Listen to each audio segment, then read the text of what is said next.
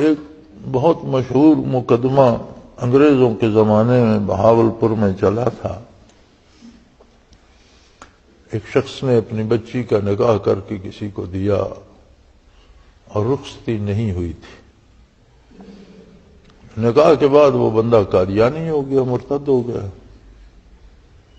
تو اس بچی نے بھی کہا کہ میں تو اس کے پاس نہیں جاؤں گی، میری اس کی شادی تو ختم ہو گئی، یہ تو مرتد ہو گیا. اور وہ آدمی بھی دیندار تھے، انہوں نے بھی منع کر دیا. اس نے تقاضا کیا، وہ عدالت میں چلے گئے. یہ بہاولپور کا مشہور مقدمہ ہے، انگریزوں کے زمانے میں یہ مقدمہ سنا گیا.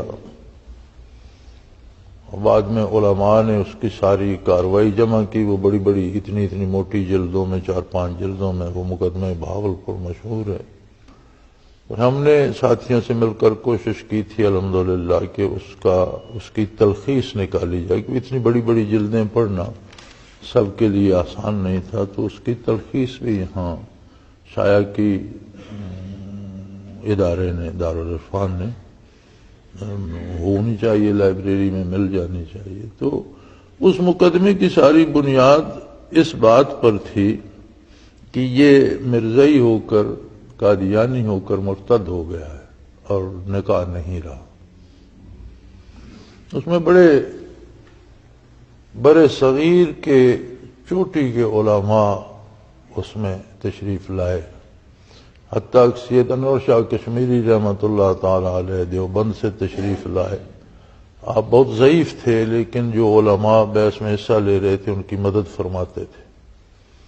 قادیانیوں کی طرف سے شمس نام کا ایک مولوی تھا، اور وہ بھی دیوبند کا پڑھا ہوا تھا، حضرت کے شاگردوں میں سے تھا، لیکن مرتد ہو گیا دنیاوی لالچ میں آ کر.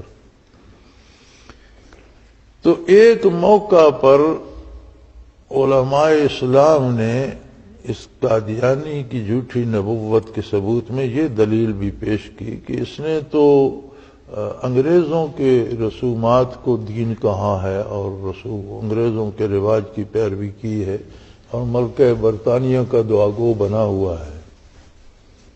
تو قادیانیوں کا جو تھا مولوی، اس نے اس کا جواب یہ دیا